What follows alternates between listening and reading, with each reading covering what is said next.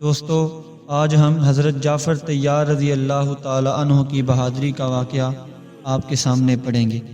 ایک مرتبہ حضرت جعفر رضی اللہ تعالی عنہ کافروں کے ایک قلعہ کو فتح کرنے کے لیے اکیلے اس قوت اور طاقت سے حملہ آور ہوئے کہ معلوم ہو رہا تھا گویا وہ قلعہ ان کے گھوڑے کے پاؤں کے سامنے ایک لکڑی کے کھونٹ کے برابر ہے۔ یوں آپ کے حملہ کو دیکھ کر قلعہ والوں نے خوف سے قلعے کا دروازہ بند کر لیا اور کسی بڑے سے بڑے کافر کو تاب نہ ہوئی کہ مقابلے کے لیے ان کے سامنے آئے۔ اس وقت قلعہ میں موجود بادشاہ نے وزیر سے مشورہ کیا کہ اس وقت کیا تدبیر کرنی چاہیے۔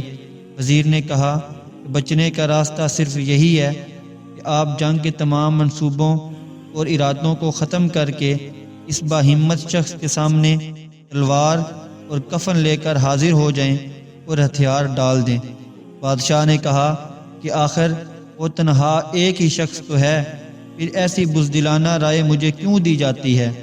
وزیر نے کہا کہ آپ اس شخص کے اکیلے ہونے کو بے وقعتی کی نگاہ سے نہ دیکھیں، ان کو کمزور نہ سمجھیں، ذرا آنکھیں کھولیے اور قلعہ کی در و دیوار کو دیکھیے، کیسی ماب کی طرح لرز اور کانپ رہے ہیں، اور دوسری طرف اہل قلعہ کو بھی دیکھیے کہ بھیڑوں کی طرح گردنیں نیچی کیے ہوئے سہمے ہوئے بیٹھے ہیں۔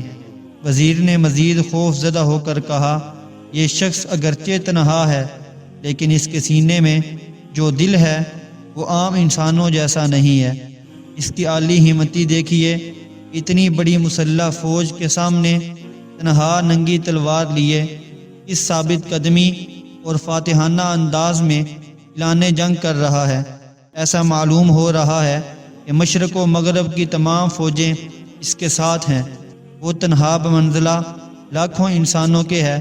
وزیر نے مزید پریشانی کا اظہار کرتے ہوئے کہا کہ کیا آپ نہیں دیکھ رہے کہ قلعہ سے جو سپاہی بھی اس کے مقابلے کے لیے بھیجا جاتا ہے وہ قتل ہو کر اس کے گھوڑے کی ٹاپ کے نیچے پڑا نظر آتا ہے؟ میں نے ان میں ایک عظیم الشان انفرادی طاقت دیکھی ہے۔ وزیر اعظم نے مزید التجا کرتے ہوئے کہا کہ اے بادشاہ، آپ کی اس اکثریت سے کچھ بھی نہ بن پائے گا۔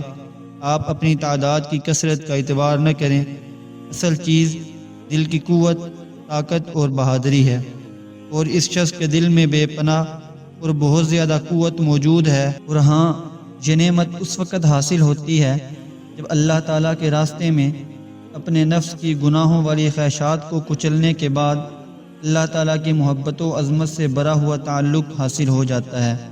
بادشاہ سلامت، اس نعمت کو تم اس حالت کفر میں ہرگز حاصل نہیں کر سکتے، لہذا فی الحال تمہارے پاس اس کے سوا کوئی چارہ نہیں کہ اس جان باز مرد مومن کے سامنے ہتھیار ڈال دو اور قلعے کا دروازہ کھول دو، کیونکہ آپ کی اکثریت بالکل بیکار ہے۔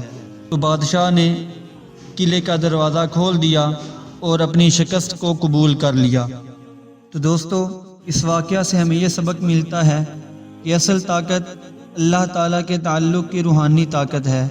یہی وہ روحانی طاقت تھی جس کی برکت سے گنتی کے 60 مجاہدین اسلام نے حضرت خالد بن ولید رضی اللہ تعالی عنہ کی قیادت میں رومیوں کے 60,000 فوجیوں کو عبرتناک شکست دی۔